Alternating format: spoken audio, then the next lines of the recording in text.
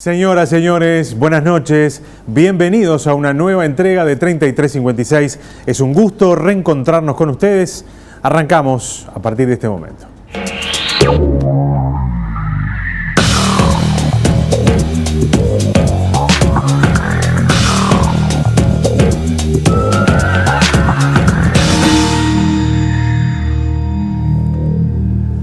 Hace apenas 24 horas se inauguró el Antel Arena, una obra icónica para nuestro Montevideo que obviamente no estuvo exenta de debates y seguirá estándolo por otra parte, porque quien nos acompañará esta noche aquí en 3356, la ministra de Industria, Carolina Cose, va a tener que ir al Parlamento en unos días a dar algunas explicaciones. Así que este va a ser en parte el tema de esta noche: el proceso, la decisión y finalmente la inauguración del Antel Arena, que ha sido una obra realmente fantástica para Montevideo, que ha cambiado la geografía de una zona importante de nuestra ciudad.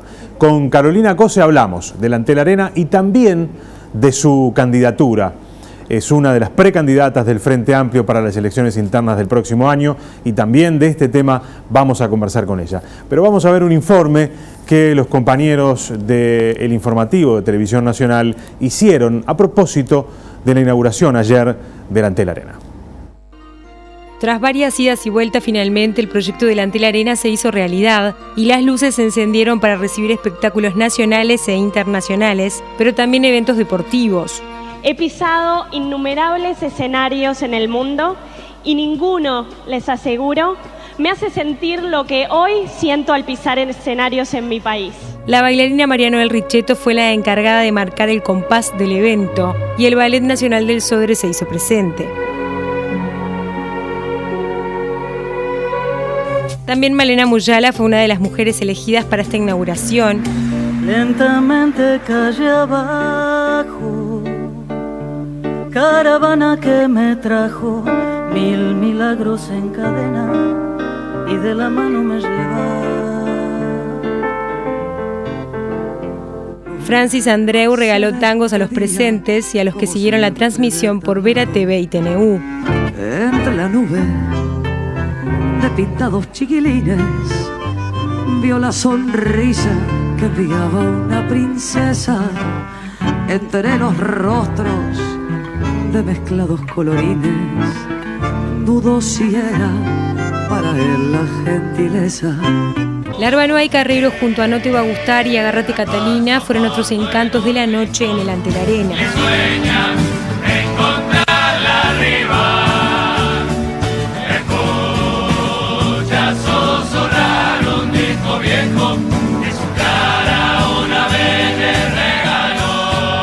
Las autoridades presentes coincidieron en que el Antel Arena es un aporte a la ciudad, pero también al país. Yo seguí toda la obra y ahora, bueno, terminado, luce mucho mejor todavía. La Rambla de la Costa Sur, discusión a favor y en contra. La Torre de Antel, discusión a favor y en contra. Así que es el chip uruguayo. Como arena deportiva, como arena de espectáculos, pero fundamentalmente para el trabajo en Montevideo, que viene creciendo mucho de congresos, de seminarios, de eventos, como un gran centro de convenciones, con la última tecnología para el turismo, para nuestra actividad. Es una infraestructura fantástica. Y hay un enorme interés y seguramente en pocos días se enterarán de algunos congresos importantes. Hemos estado trabajando como se debe trabajar, ¿no? De la misma forma que con el Ministerio del Interior somos un aliado muy importante en todo lo que es los operativos en los Palomares, en la Cruz de Carrasco, etcétera. Nosotros buscamos sumar y ser parte de un proyecto país, y en este caso, sin duda, el Antel Arena sumaba, tiene un derrame positivo tanto en la cultura, el espectáculo, como en la actividad económica, así que, bueno, con gusto trabajamos para sumar. Con entradas agotadas, lo recaudado en la inauguración será donado al Hospital Maciel, al Pereira Rosell y al de Tacuarembó. A 24 horas entonces de la inauguración del Antel Arena, hoy nos va a acompañar aquí en los estudios de Televisión Nacional la ministra de Industria, Carolina Cose. Hacemos una pausa y ya venimos con ella. @3356TNU es nuestro Twitter. Allí se pueden empezar a comunicar con nosotros.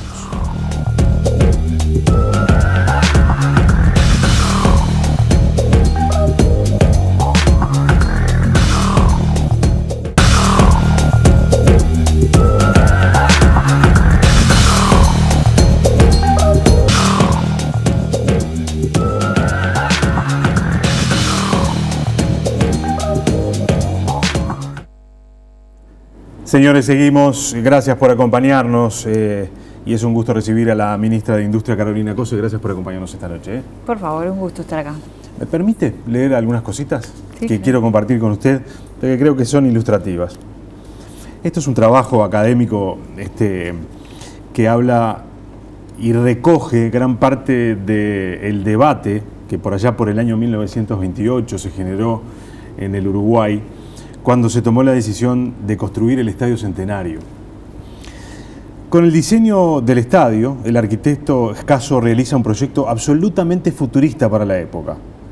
Lo paradójico de este espacio del futuro, un espacio urbano de Montevideo de los años 30, era que a la vez era un monumento que presentaba tradiciones de la patria vieja, era el símbolo de 100 años de historia y leyenda, y en este recinto se encontrarían el pasado, el presente y un futuro lleno de porvenir.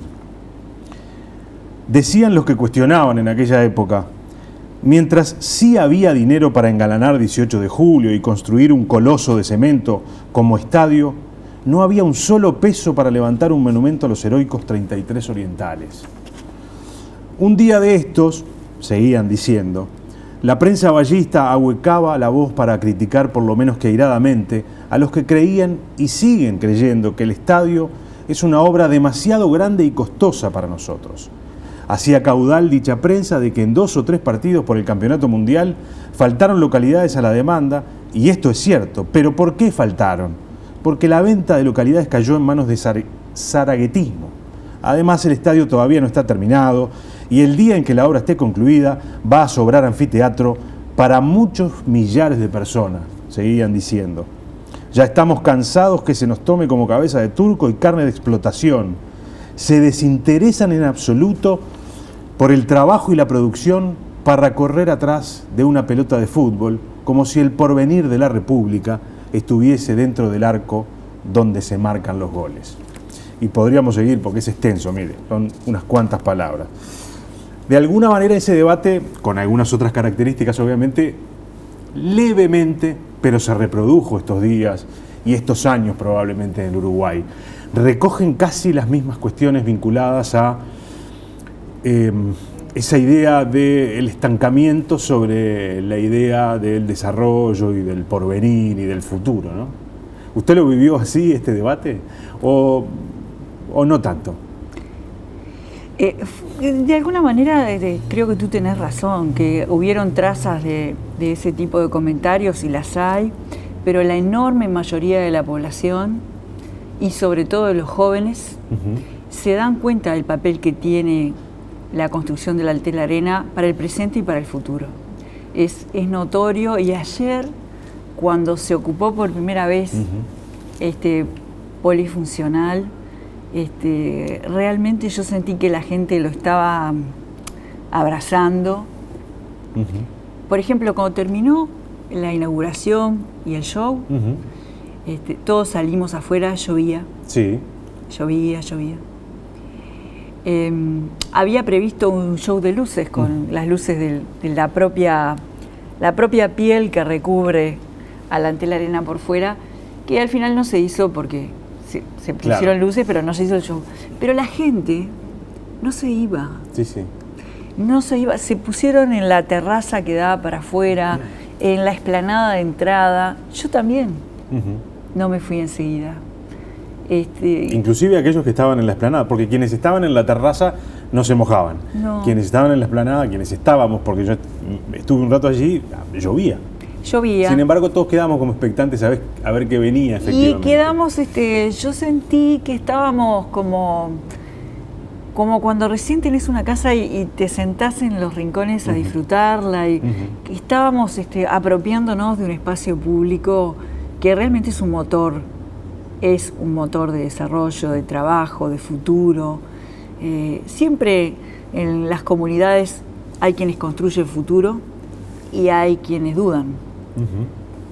Yo no dudo. Y hay un montón de gente que no duda. ¿Hay que convencer a los que dudan? Sí, claro. Claro que sí.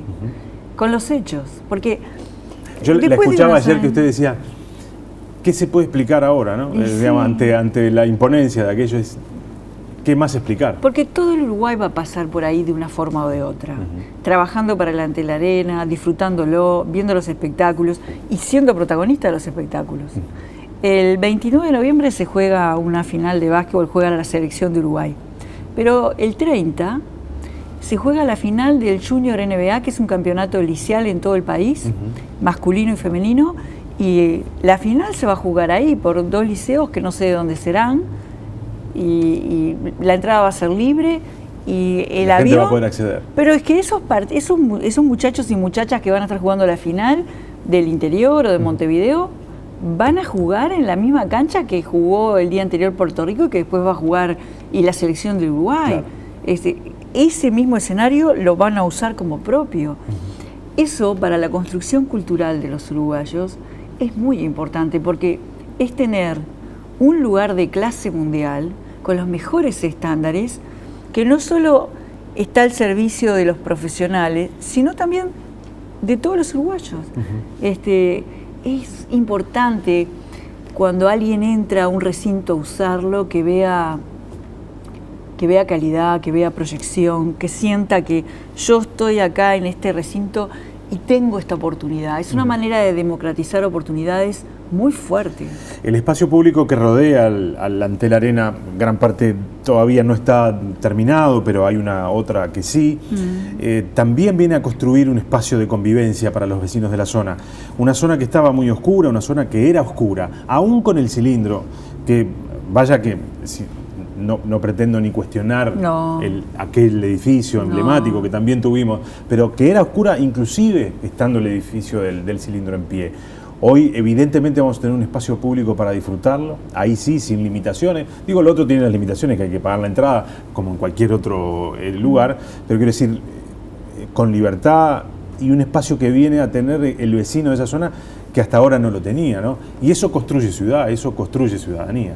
Construye ciudadanía, construye país. Son 10 hectáreas de parque que van a ir estando terminadas, creo que en su totalidad a principios del año que viene, en los primeros meses del año que viene, pero ya la mitad del parque está habilitada. Y es como tú decís, porque es un parque moderno también, en clave de convivencia, con muchas cuestiones de futuro también. Espacios de huerta, pero también espacios de energía, espacios de juegos, una senda para caminar y correr. Es un parque que hace al mismo concepto. 10 hectáreas son mucho espacio, ¿no? 10 hectáreas es un parque concebido de forma muy moderna, ¿verdad? Diseñado por el arquitecto Massanti, que es uno de los que participó muy fuertemente en un plan de urbanización muy importante que hubo en Colombia. En fin, es realmente un monumento el parque también. Usted en los próximos días, en las próximas semanas, va a tener que ir al Parlamento a dar explicaciones por esto. Digamos, ¿estamos frente a una obra que se salió de los parámetros de lo que estaba previsto? ¿O en realidad nada de lo que ocurrió ni nada de lo que se terminó haciendo se desvió demasiado de lo que imagino se proyectó en el inicio? Sí, hay varias cosas ahí. Nosotros vamos a ir a dar no es la primera vez que vamos a dar explicaciones, Antel ya las dio. Hace poco se le envió el pedido de informes al senador con los contratos adjuntos. Acá lo importante son el rumbo, los resultados y la transparencia. Nosotros concebimos el Antel Arena de una manera y lo que mostramos ayer es que lo que se logró es totalmente leal a la concepción que prometimos en abril del 2013. Y se va a demostrar con el uso del lugar, con la apropiación del lugar, porque ya te decía, el 30 de noviembre ya hay un evento que lo va a usar un par de cuadros del interior, o de los que sean ganadores de esa liga. O sea que esa vocación y además de desarrollo, gratis, digo, para los que quieren de entrada gratis, totalmente. Eso va a pasar alternativamente entre espectáculos y cuestiones que se hacen, obviamente, porque se necesita dinero, porque forma parte del flujo de negocio. Y después la transparencia. Los procesos han sido transparentes, razonables, serios, ejemplo a nivel mundial. Miren los socios estratégicos que hay. La NBA, que promociona, anda diciendo por ahí que Uruguay tiene una arena de clase mundial, la mejor de América del Sur, pavada de socio estratégico. Los espectáculos que están viniendo ahora, ¿a usted le parece, por ejemplo, que Serrat iba a venir a una arena que no estuviera en perfectas condiciones, funcionando a pleno? Entonces, esos son los resultados. Y la transparencia. Los procesos que se llevaron fueron absolutamente transparentes en el marco de la competencia a la que está sujeta la empresa, obviamente. Y las cifras ya las dijimos varias veces, digamos. Antel las ha explicado, las voy a volver a repetir. Cuando encaramos el proyecto, se nos estimó que la obra civil iba a estar en 40 millones de dólares. La obra civil. Sí, que es porque es lo que preguntamos. Digamos, la cáscara, digamos. Es lo que nos dijeron los arquitectos especialistas, 40 millones de dólares. Salió 44, una cosa así. 15 millones fueron el parque y 10 millones fue el equipamiento adentro. Y son esos los números. Claro. Digo, es eso. Y eso está todo documentado. Y eso, porque además, tú me decís la cáscara. No, digo la cáscara, digo la infraestructura que la obra civil es impresionante. Sí. Ayer mucha gente, una colega tuya me decía que salió a recorrer, en un momento salió del show y se fue a recorrer creo que lo hicimos todo un poco espacio, eso. Es realmente un edificio que promete eso, ¿no? Desarrollo. Porque ayer vimos un espectáculo y el edificio estaba en modo escenario. Pero hay otros modos que tiene. Claro. Que vamos a irlos, Antel va a irlo implementando. Modo cancha de básquetbol, es el modo para el que Antel se va a concentrar ahora. Después viene el modo congreso, porque en diciembre hay un congreso muy importante. Y Antel va a ir aprendiendo de acá a fin de año, porque ya va a tener especializados esos modos, cómo cambiarlos rápidamente de uno a otro, porque realmente la dinámica de reservas excede lo que habíamos previsto. Sí. Ya este año hay muchos espectáculos acá a fin de año y lo mismo para 2019. Uno por semana. Lo mismo para 2019. Para 2019 no lo sé, porque todavía están trabajando la agenda y cuando la tengan más madura la van a dar a conocer. Sí. Pero digamos... Bueno, de hecho mañana hay un espectáculo y creo que el viernes ya hay otro. O sea, por eso. Esta semana va a haber 3, si se quiere, si se cuenta la inauguración. Siempre tenemos la tentación, creo que la tenemos todos, de comparar, ¿no? Es decir, bueno, ¿qué hubiéramos hecho con ese dinero? Entonces uno dice, ¿por qué no bajan las tarifas de la telefonía celular o de la telefonía de datos? Entonces uno se pone a hacer una cuenta medio sencilla, ¿no? ¿Cuánto valió la inversión total en todos estos años que se hizo y cuánto uno piensa que la Antel Arena va a vivir hacia adelante? Si uno lograra hacer una cuenta muy fina de dividir esa cantidad de millones de dólares por esa cantidad de tiempo, probablemente entre la cantidad de clientes que tiene Antel, ¿cuánto nos tocaría de rebaja del precio de la tarifa, ¿no? Y son 80 millones de dólares dividido 30 años. Así que si eso ya te va dando 8 tercios, pero caemos siempre... 2,4 dólares por año, dividido 1 millón de personas. Ahí está la cifra, ¿no? Usted los números los maneja mejor que yo, ingeniera. Quiero decir, está claro que esa tentación siempre está arriba de la mesa y aparecen, ¿qué podríamos saber? ¿Cuántas escuelas? ¿Cuánto esto? ¿Cuánto aquello? Ahora, pensar siempre al país en esos términos es achicarlo al país, ¿no? Yo estoy de acuerdo con que tiene que haber dinero para las escuelas, para la salud, para mejorar los hospitales. Estoy absolutamente de acuerdo. Pero no es competencia de Antel hacer eso. Y Antel lo que definió fue una inversión en un marco de negocios que venía desarrollando muy potente. Entonces, no es que definió solo hacer el Antel Arena. En su momento se definió porque se hizo el proyecto de fibra al hogar, se encaró una inversión de cubrir con LTE todo el país, se hizo un cable submarino de 12.000 kilómetros que vincula Uruguay con Estados Unidos y se construyó un data center de clase mundial, todas obras que fueron muy criticadas en su momento y todas obras que han demostrado su justeza, su buena oportunidad por lo que le han traído al país. Una gran cantidad de empresas se instalan en Uruguay por la infraestructura de telecomunicaciones que tienen y sobre todo porque la economía del mundo cambió. La economía del mundo no tiene los nuevos motores de la economía mundial desde hace unos años y lo van a seguir siendo, son las empresas del mundo digital. Claro. Entonces, si Uruguay quiere tener un lugar en la nueva economía digital que comanda al mundo, tiene que estar a la altura de las circunstancias, porque si no, no va a tener un lugar en el futuro. Y la forma de estar a la altura de las circunstancias es ser un jugador internacional de banda ancha, ya lo es. Claro. Tener el la acuerdo con el cable de Estados Unidos, que además sigue creciendo. Antel no para, desde que está jugando en las ligas mayores y está haciendo acuerdos con jugadores de primer nivel mundial, expandiendo esa infraestructura. Antes llegaba solo a Boca Ratón, ahora ya llega a Nueva York también, y va a hacer más cosas. Entonces, banda ancha internacional, capacidad de servicios y de alojamiento local, y eso es el data center, que también nos decían que era muy grande, y el data center ya tiene el 60% de su capacidad colmada. O sea, teníamos razón. Y la fibra al hogar. Yo quiero ver qué pasa si le quito un hogar la fibra ahora. Al contrario, yo creo que uno de los grandes imperativos que tenemos como Uruguay es pensar con un gran esfuerzo cómo podemos hacer para terminar el proyecto de fibra al hogar. Yo creo que hay que terminarlo. Claro. En ese pool, digamos, de modelos de negocio que tiene Antel, el Antel Arena es una unidad más, sí, o es el soporte para otra serie de actividades. Es todo.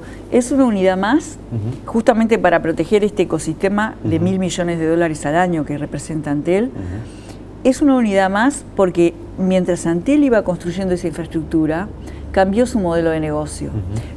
Quiero recordarte que en hace unos años la importancia de los mensajes de texto, de los SMS, eso fue sustituido paulatinamente por WhatsApp. Al mismo tiempo, los hábitos de entretenerse de la gente y de comunicarse fueron cambiando. Y el motor de una empresa de telecomunicaciones dejó de ser la llamada y el mensaje para ser el tráfico. El tráfico de datos. El tráfico de datos, fundamentalmente a través del video. Eso es así en el mundo y acá también. Por lo tanto, tener un motor de generación de video es justamente completar la cadena de valor de una empresa de telecomunicaciones. Por eso las empresas de telecomunicaciones tienen arenas. Claro. Así que al mismo tiempo, esta arena va a hacer un enorme empuje a la industria audiovisual Uruguay, va a generar trabajo del más variado, porque cuando vienen espectáculos o shows hay picos de ocupación, porque se necesitan técnicos, camarógrafos, maquilladores, peluqueros, de todo, ¿verdad? Sí. Electricistas para el propio show, ¿no? Así que veo que suma por todo. Va a traer, puede ser, y yo creo que lo va a hacer, una punta de lanza para un aspecto más del turismo, que es el turismo de congresos, que no tienen un lugar en Uruguay porque no había un lugar tan grande. Y los congresos importantes no te bajan de miles y miles de personas. Ferias internacionales. El Antel Arena, en términos de butacas, 10.000, pero en términos de una feria internacional, por ahí pueden pasar 30.000, 70.000 personas. ¿Y eso qué golpe significa para la economía? Claro. Muy importante. ¿Por qué se decidió que sea un agente internacional el que gestione digamos, todas las actividades que se van a dar ahí en el Antel Arena? Las gestiones de Antel. El know-how de cómo se manejan arenas es de la empresa internacional. Y voy a explicar por qué. A ver. Vamos a hacer como ejemplo la telefonía celular. Las bases celulares, las radiobases, son de diversos proveedores. No quisiera nombrar a ninguno, pero voy a tener que nombrar a uno. A ver, yo qué sé, bueno, nombro dos: Huawei, Ericsson, ¿verdad? Alcatel, bueno. Cualquiera de ellos son los fabricantes de la radiobase. En el mantenimiento, la política celular de Antel, ¿quién la maneja? Antel. ¿Quién define las tarifas? ¿Quién define los planes? ¿Quién define dónde va a instalar la infraestructura? ¿Quién define cómo mejora los equipos? ¿Qué banda de espectro usa? Antel define eso. La política de mantenimiento de esas radiobases es así. Personal de Antel hace un mantenimiento básico o medio, pero llega un momento que las tareas de mantenimiento de operación las tiene que hacer el fabricante, que es el que la fabricó y el que tiene realmente el núcleo de la cosa. Realmente todos los fabricantes hacen eso en Antel. Y yo por eso jamás se me ocurriría pensar que la gestión celular de Antel es de Ericsson. o es de Huawei, Claro. es de Antel. Acá es lo mismo. Acá es exactamente lo mismo. La gestión es de Antel. El que define, por ejemplo, los imperativos del componente social es Antel. El que definió la clase de cosas y los estándares que quiere aplicar es Antel. El que define que va a tener que tener siempre entradas populares es Antel. El especialista, el que tiene los contactos a nivel internacional para traer los espectáculos, que son 2 empresas a nivel mundial, 2 o 3, una es esta. Entonces, si yo soy un artista internacional y va Antel a invitarlo, realmente no estamos en el rubro. Si va a EG, hablan todos los días con él. Claro. Entonces, es más, es probable que los artistas tengan hasta vínculos permanentes con esto. Permanentes. Entonces, lo que se hizo fue un acuerdo con una empresa especialista, igual que se hacen acuerdos con los fabricantes de radiobases o con los fabricantes de los equipamientos de fibra óptica, pero la gestión de la empresa es de Antel. Es de Antel. Hacemos una pequeña pausa, terminamos este capítulo que es el del Antel Arena, que obviamente lo ameritaba porque ayer nomás se inauguró, y vamos a otros temas, obviamente la candidatura. Hacemos una pausa y ya venimos con la ministra Carolina Cose.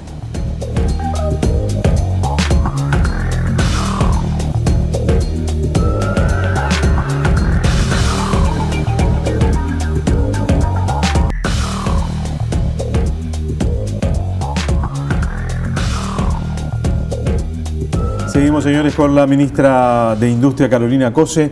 ¿Por qué decidió ser candidata? Porque creo que el país está en condiciones de enfrentar y desarrollar un futuro maravilloso. Y creo, yo quiero aportar a construir ese futuro. ¿Se han sentado las bases en el Uruguay para que este país ingrese y dé un salto cuantitativo en materia de calidad de sus políticas públicas y de su desarrollo? Digo porque el mundo del 2020 no es el mismo mundo del 2015. No es. Entonces, ¿el Uruguay se preparó para eso? ¿Los gobiernos del Frente Amplio estuvieron atentos al mundo que se venía? No al Uruguay que se venía, al mundo que se venía.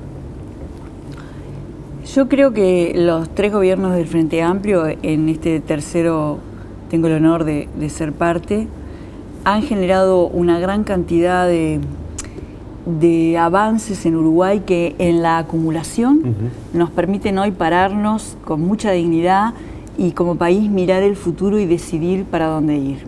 Creo que están dadas las condiciones para que nos preguntemos, con la cantidad de cuestiones que hemos avanzado y las que nos quedan pendientes, siempre nos van a quedar cosas pendientes y hay cosas que hay que mejorar, pero sobre todo, más que mejorar, hay que hacer cosas nuevas, ¿no? Yo creo que el Frente Amplio ya demostró que puede hacer las cosas mejor.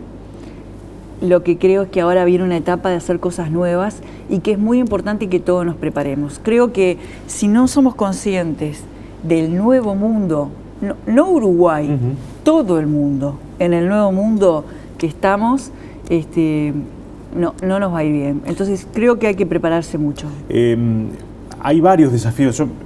Si uno escucha a la oposición, está sosteniendo desde hace ya largo tiempo que el gobierno está cansado, que el gobierno se quedó sin agenda, que falta un poco más de un año para que se termine el gobierno, y el gobierno abandonó al gobierno.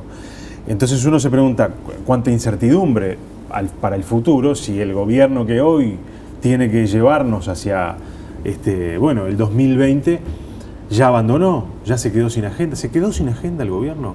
Para mí esa me parece una frase absolutamente fuera de la realidad, verdaderamente, porque alcanza con recorrer la realidad. Por ejemplo, estoy pensando ahora en la infraestructura de carreteras y caminos que se está construyendo y que la gente eso lo ve. Estoy pensando en todo lo que ha sido la actividad de la educación en todo el interior del país y la gente lo ve. La UTEC tenía 50 alumnos de ingeniería en Fray Bentos hace 2 años y ahora tiene 500. O sea, por 10 multiplicó la matrícula. por poner solo un ejemplo, ¿verdad? A mí me parece que eso es una afirmación fuera de la realidad. Sí es cierto que tenemos pendientes, pero siempre vamos a tener pendientes, porque el avance, los cambios, no es algo estático que uno dice, avancé, llegué, ya paré. Siempre hay que seguir. Y hay cosas que hay que hacer realmente distinto, hay que mejorar y hay que hacer cosas nuevas. Ayer vivimos una instancia de algo nuevo para el país. Y cuando el país recorra y ejerza la utilización de eso algo nuevo que lanzamos ayer, va a ir construyendo colectivamente, ¿cómo decirlo?, cierta nueva base cultural, en términos generales, que nos va a permitir encarar otras cosas también. Lo mismo se está construyendo con la acumulación de una gran cantidad de cosas que están pasando, ¿verdad? Viviendas, nos queda mucho por resolver en lo que es la vivienda de la población, pero se han entregado de una cantidad y una calidad de viviendas sociales realmente de manera muy buena. Lo cual no quiere decir que no haya problemas, ¿no? A eso quería ir, a los problemas, porque hablar de las cosas que están saliendo bien, digamos, es lo más sencillo, pero el desafío, imagino, para un cuarto gobierno del Frente Amplio es resolver algunas cosas que no han salido bien. En materia de educación se ha avanzado, no vamos a hablar de lo que se ha invertido, porque está a la vista, digamos, el volumen de recursos que estos gobiernos le inyectaron a la educación, creo que nadie los discute. Sí se discute cuál es el resultado que ha tenido esa inversión.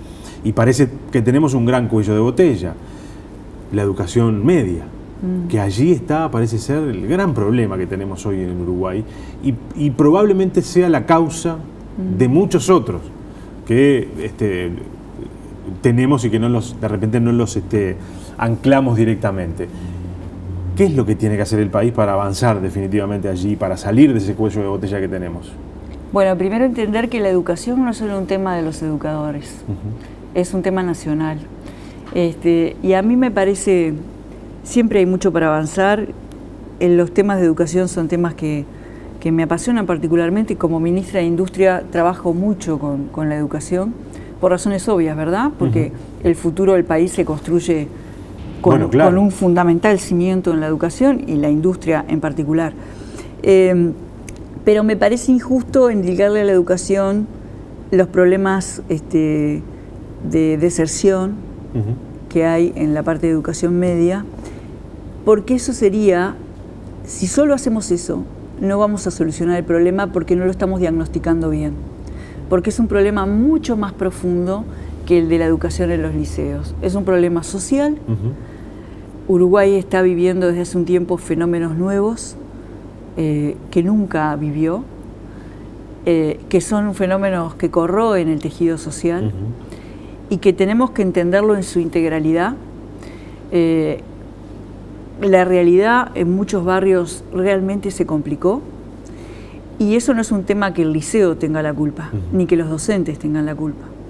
Eso es un tema en el que todos tenemos que aprender a trabajar mucho más coordinados en el territorio y de arriba abajo en los gobiernos a tensar políticas alrededor de esa realidad, que es un tejido social que en algunos aspectos se complica.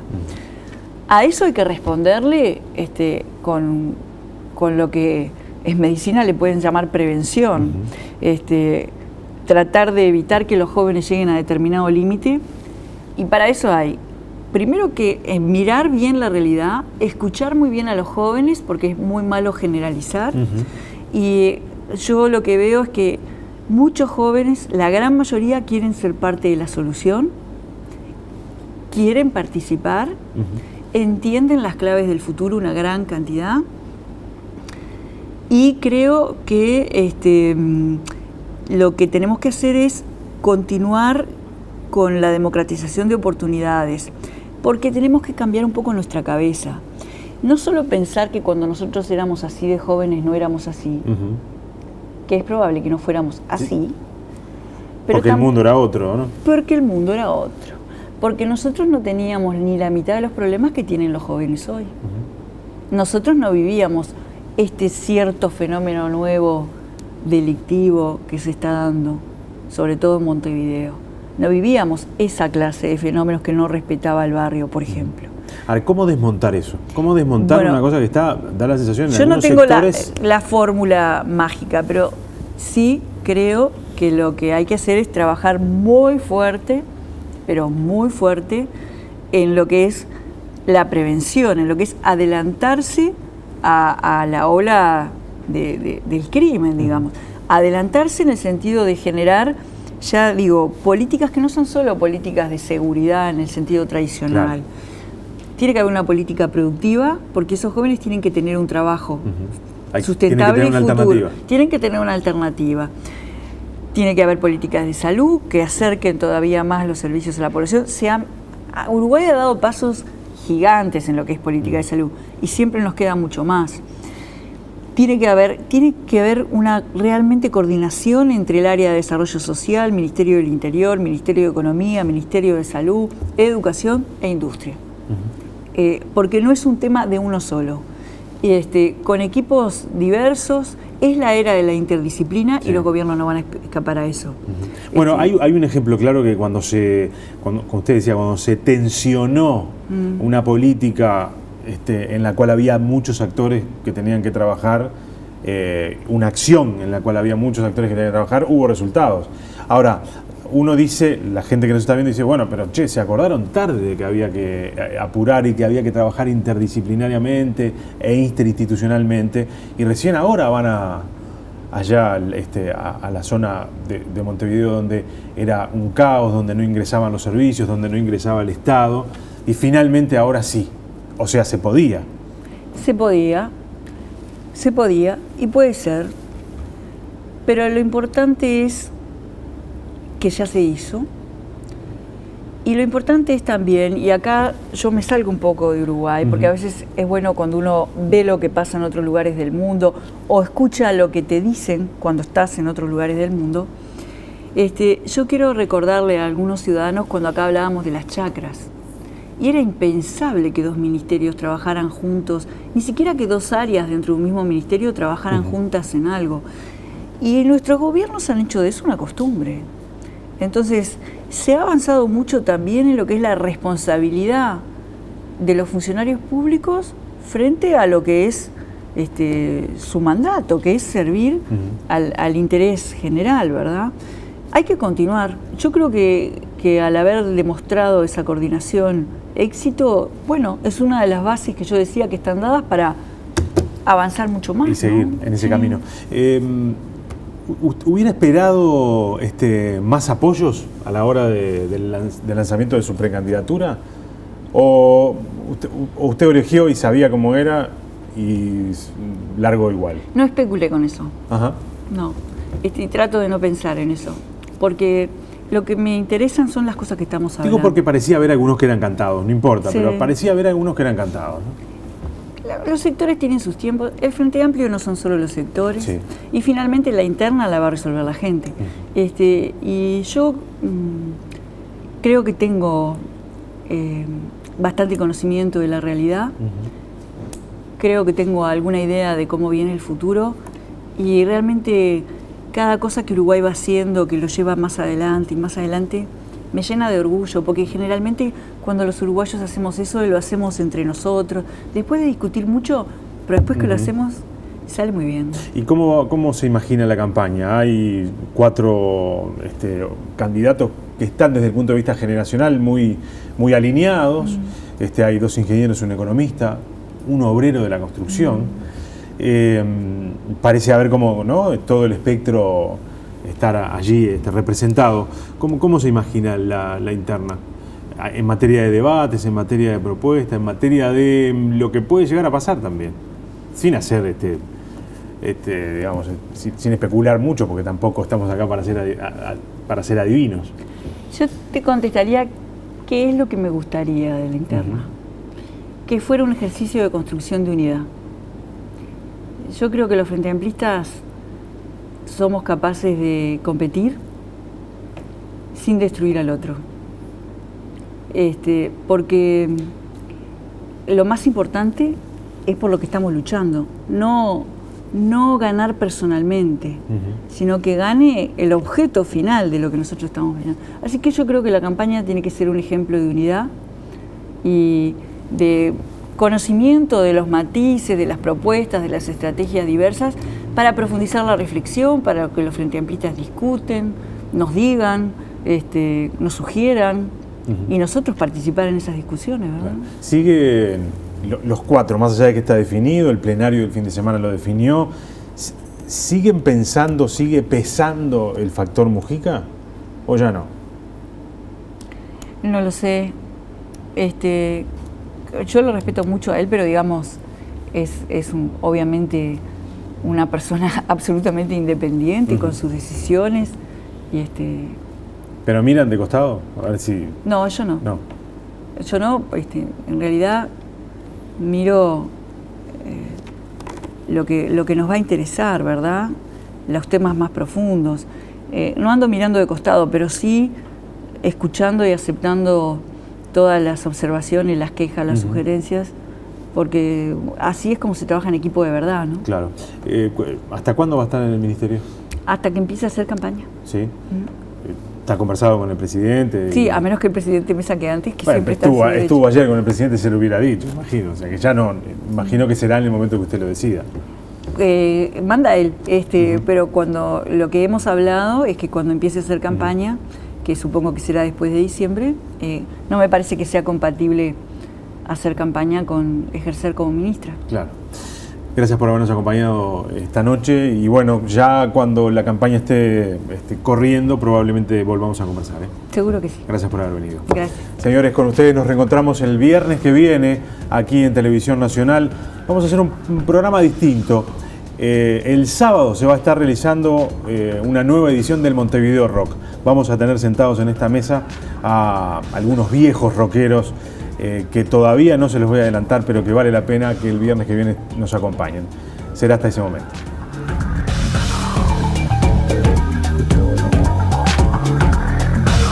Say